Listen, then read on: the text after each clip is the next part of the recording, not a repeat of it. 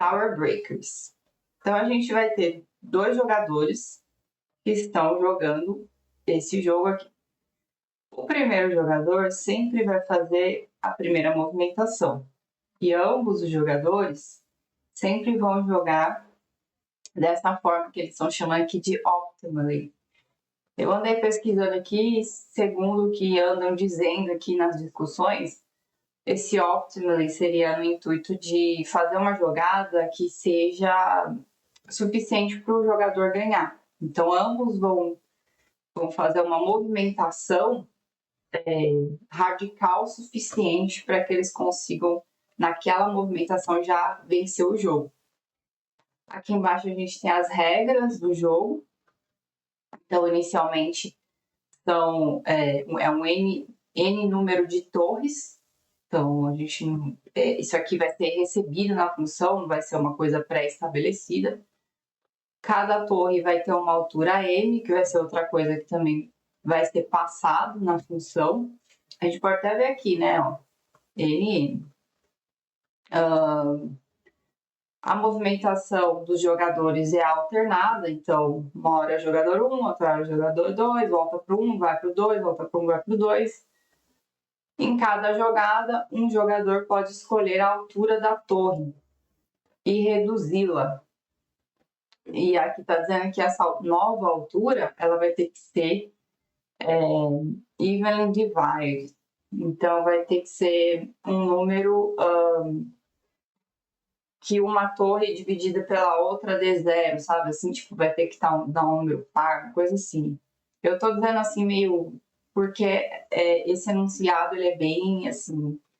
As informações, não esse só, mas os enunciados aqui dessa plataforma e de várias outras, é sempre tudo um monte de informação jogada. Então, conforme a gente vai lendo, a gente vai, cada hora, entendendo um pouquinho mais, sabe? Assim, então, tem algumas coisas que, às vezes, no final, a hora que eu já terminei de fazer o código, que eu leio de novo, eu falo, tá. Enfim, aí eu tô nesse processo aqui. Se o jogador está fazendo a jogada naquele momento, não consegue mais fazer nenhuma movimentação, ele perde o jogo. Então, ele está dizendo assim, que recebendo o valor NM, determine qual jogador irá vencer. Se o primeiro jogador vencer, retorne 1. Caso contrário, retorne 2. Então, a gente já sabe que ele vai ter que fazer um if else relacionado a retornar 1 ou retornar 2. Aí eu vou ler aqui o restante do enunciado. Então, aqui, a gente já sabe, vai ter que fazer um if else. Então, vamos colocar já. A gente vai começar a tentar desenrolar a linha de raciocínio aqui. Então, a gente já sabe que alguma coisa que tem a ver com N ou M vai ter que vir aqui para a gente verificar se é verdadeiro, né? Se for, ele vai retornar, vou colocar return 1, né? Retorne 1. E aqui embaixo eu vou colocar um return 2. Por enquanto, né? Isso aqui não é ainda nada certo. É só para a gente desenrolar a linha de raciocínio. Aqui eu vou terminar de ler e a gente vai ver o que a gente vai colocar aqui dentro. Então, vamos ler aqui a parte aqui onde tem um exemplo de um jogo. Então, no exemplo do jogo, ó, o N é igual a 2 e o M é igual a 6. São 2 torres, ou seja, é um número par de torres. Cada torre tem 6 unidades e o primeiro jogador sempre inicia. E aqui ele está dizendo que tem duas oportunidades aqui de fazer movimentação. Daquela maneira óptima, né? Ele remove 3 peças e deixa 3. Aí ele está dizendo que 6 dividido por 3 tem resto 0. E a outra opção dele é remover 5 peças e deixar 1. E aí também, se ele remover 5 peças e deixar uma, o outro jogador pode imitar o que ele faz. Então, vamos lá. Deixa o jogador 1 remover 3 Agora as torres têm 3 e 6 de altura. Então, isso aqui é na primeira movimentação, a gente vai ficar, óbvio, se ele tirar 3, a gente vai ter uma torre com 3 e uma torre com 6. Aí o jogador 2 faz a mesma coisa, aí as duas torres vão ficar com 3 unidades. Agora o jogador 1 tem só uma movimentação. O jogador 1 remove 2 peças e deixa só uma. E o jogador 2 faz de novo a mesma coisa e aí fica 1 e 1. Então a gente já sabe que aí o jogador 1 fica sem movimentação, porque praticamente quando... Então a gente já está entendendo aqui que quando as duas torres são reduzidas a 1, acabou o jogo. E aí quem era o próximo da vez perdeu, porque ele não tem chance de fazer mais nada. Então aqui retornou, nesse caso, retornou o jogador 2. Então o que aconteceu? O que é a altura é M, ó. Então a gente já sabe que quando a altura for 1, se a gente se basear nessa simulação aí, quem retorna é o jogador 2. E aqui eu já vou colocar o 1, certo? Aí a gente vai continuar lendo aqui pra gente ver se tem mais alguma coisa que a gente pode colocar nessa parte aqui. Aí aqui embaixo, ele está dizendo que num segundo teste de caso, havia somente uma torre. Então esse jogo, por mais que tenha 2 jogadores, não necessariamente vai ter uma torre para cada um. Então ele está mostrando aqui que dá para fazer esse jogo com uma torre só. E aí ele está dizendo aqui, ó, que como é o jogador 1 que começa, aí pode reduzir a altura dessa torre ou para 1 ou para 2. Aí o jogador 1 ele acaba escolhendo reduzir a 1. Por quê? Porque ele está dizendo que ambos os jogadores eles sempre escolhem uma jogada optimally, né? Uma jogada fatal, digamos assim. E aí o P2, né, que é o jogador 2, fica sem possibilidade de movimentação. Quem ganha é o jogador 1. Então, o que ele está dando de dica aqui pra gente? Que quando a gente tem uma torre só, quem ganha é o jogador 1.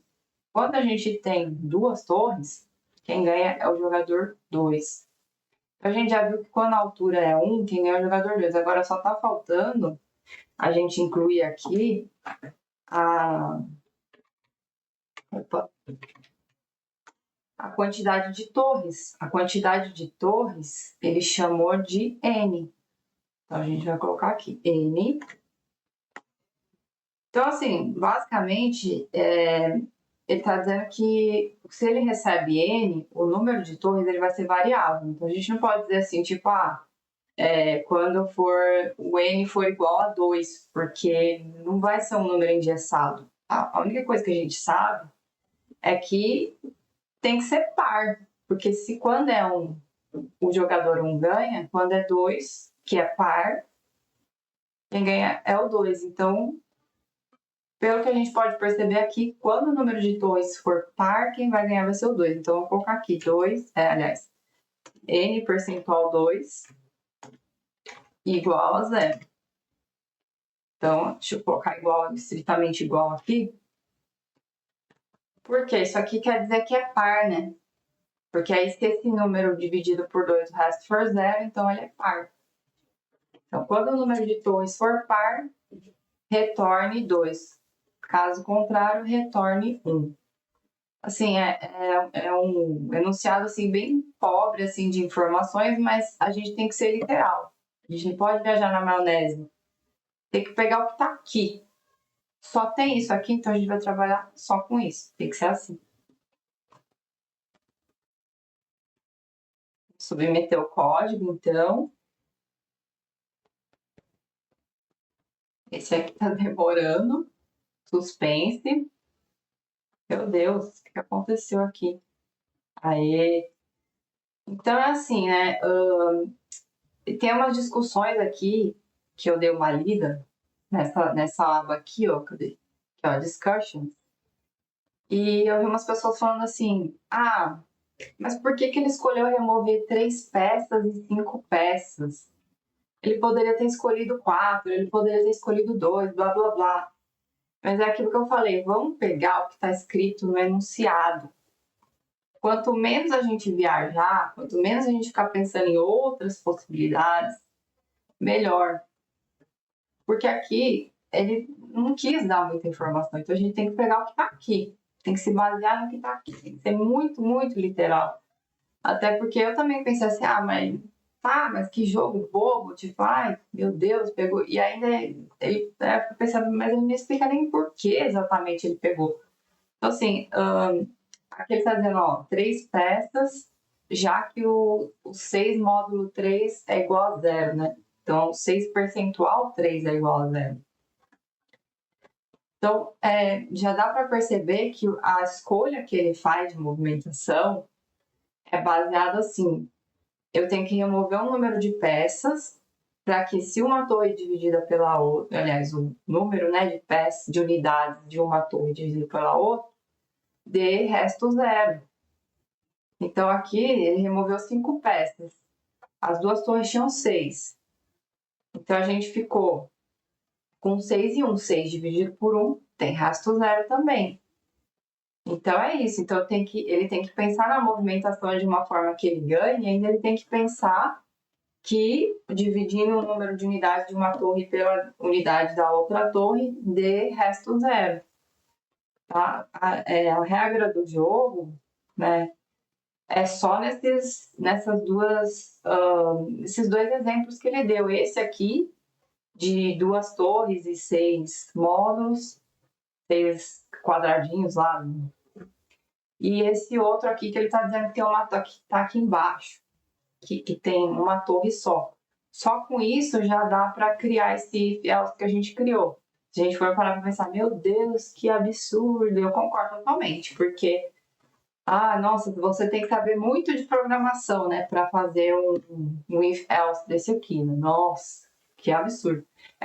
Na verdade, aqui o que ele está avaliando é a sua capacidade de pegar uma coisa dessa, um enunciado desse, e simplesmente entender um jogo, né? Eu tô começando a me acostumar agora com esses enunciados, mas eu achava que esse tipo de preparação aqui, ela era mais para o código, mas eu estou vendo que ela é realmente a sua capacidade de entender informações, de processar informações e de resolver problemas mesmo.